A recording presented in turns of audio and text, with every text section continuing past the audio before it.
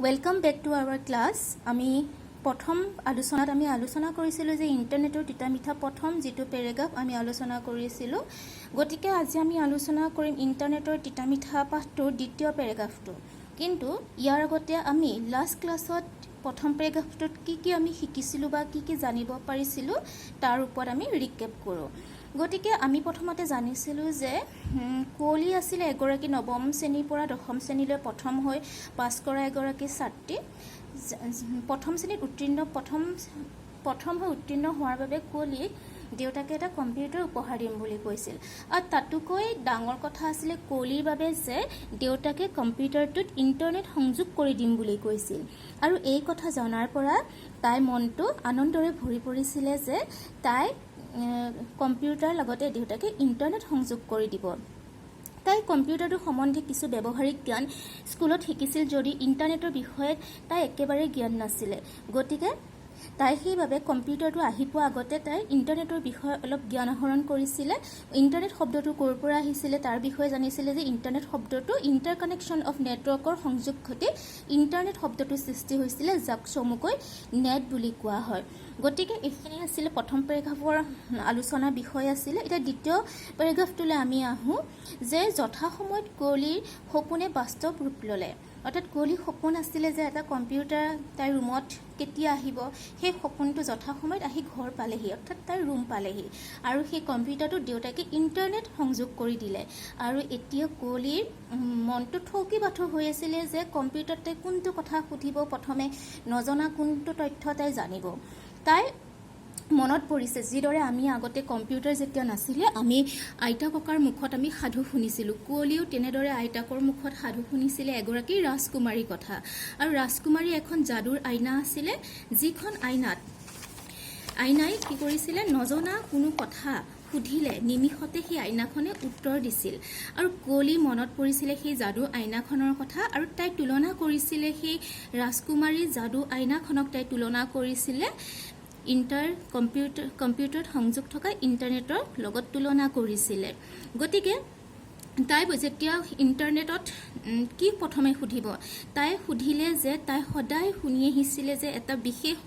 শব্দ শুনি আহিছিল যে www আসলতে এই www নো কি আৰু এই www ধাৰণাটো আহিছে আৰম্ভণি ক'ৰ পৰা হৈছে তাই এই বিষয়ে জানিবলৈ অতি আগ্ৰহী হৈ পৰিছিল আৰু সেই কাৰণে তাই www বিষয়ে ইন্টাৰনেটত টাইপ কৰি দিওঁতে তাৰ উত্তৰ তাই সন্মুখলৈ আহি গৈছিল যে 1989 চনত ছুইজাৰলেণ্ডৰ জেনেভাত অৱস্থিত পদাৰ্থ কণিকাৰ তাত্ত্বিক আৰু ব্যৱহাৰিক গৱেষণা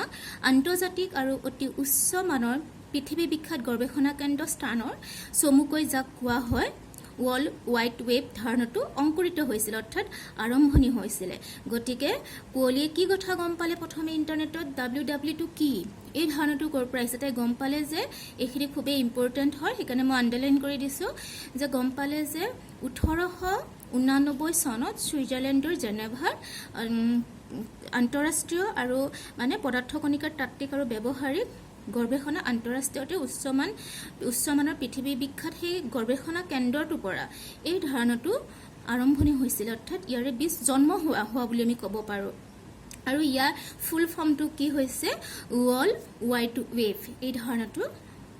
অংকুৰিত হৈছিল গতিকে প্ৰশ্ন আহিব পাৰে পৰীক্ষাত আমাৰ কোৱেশ্চন আহিব পাৰে মানে পাঠভিত্তিক কিছুমান কোৱেশ্চন আহে যে তাৰ যেটো ইনসাইট কোৱেশ্চন আহিব পাৰে যে www ধাৰণাটো প্ৰথমতে ক'ত আৰম্ভণি হৈছিল তেতিয়া আমি ক'ব লাগিব যে ছুইজাৰলেণ্ডৰ জেনেভাত অৱস্থিত এই আন্তঃৰাষ্ট্ৰীয় অতি উচ্চমানৰ পৃথিৱী বিখ্যাত গৱেষণা কেন্দ্ৰটোৰ বিষয়ে আমি ক'ব লাগিব আৰু হয়তো কেতিয়াবা এনেদৰে আহিব পাৰে যে www ফুল ফৰ্মটো কি তেতিয়া লিখিব লাগিব যে ওয়াৰ্ল্ড ওয়াইড ওয়েব ধাৰণা বুলি ফুল ফৰ্মটো লিখিব লাগিব গতিকে তাই গম পালে যে এই www ব্যৱস্থাটোত লাখ লাখ কম্পিউটাৰৰ মজুত থকা পৰস্পৰ সংলগ্ন বিভিন্ন তথ্যপাতিৰ সামূহিক ভাণ্ডাৰ হৈছে এই ওয়েবটো এই ওয়েব বৰ্তমান অতি জনপ্ৰিয় আমি সকলোৱে জানো গতিকে এই জনপ্ৰিয়তাৰ মূল কাৰণটো হৈছে যে এই ওয়েবসাইটটোত কি হয় বিভিন্ন ধৰণৰ পাঠ বা বিভিন্ন ধৰণৰ তথ্য যিবোৰ আমি নাজানো বা যিবোৰ জানিবৰ কাৰণে আমি বিচাৰো কিছুমান ভিডিঅ' কিছুমান অডিঅ' হিচাপে গ্ৰাফিক্স বা সকলো বস্তু অতি সহজে আমি ইয়াৰ পৰা পৰা আমি এই জ্ঞানটো আমি নজনা বস্তুৰ বিষয়ে জ্ঞান আহৰণ কৰিব পাৰিম তাৰ উপৰিও তাই এই বস্তুটোৰ উপৰি তাই সেকেন্ড টাইম মনলৈ আহিছিলে তাই সদায় ব্যৱহৃত কিছুমান শব্দ তাই শুনিছিলে যে web page website home page browser এইবোৰৰ বিষয়ে তাই শুনিছিলে গতিকে এই সকলো বস্তুনো কি আচলতে আৰু এই বস্তুবিলাকৰ ব্যৱহাৰ বা ইয়াৰ পৰা আমি কেনে ধৰণৰ বস্তু জানিব পাৰো সেই বিষয়ে তাই মনলৈ কিছুমান প্ৰশ্ন আহিছিলে গতিকে তাই ইন্টাৰনেটত এই সকলোবিলাকৰ টাইপ কৰি তাৰ উত্তৰসমূহ তাই অতি বা তাৰ বিষয়ে জ্ঞান কোলে অতি সহজে আহৰণ কৰিব পাৰিছিলে এই সকলোবোৰ যেতিয়া এটা এটাকৈ যেতিয়া কোলিয়ে জানিবলৈ আৰম্ভ কৰিলে তাই ইন্টাৰনেটৰ ওপৰত তাই বহুখিনি জ্ঞান আহৰণ কৰিব পাৰিছিলে আৰু তাই সকলোবিলাক যেতিয়া চকুৰ আগত অতি সহজে আহি পৰিছিল তাই তেতিয়া বুজি উঠিলে যে ইন্টাৰনেট এনেকুৱা এটা বস্তু যে সমগ্ৰ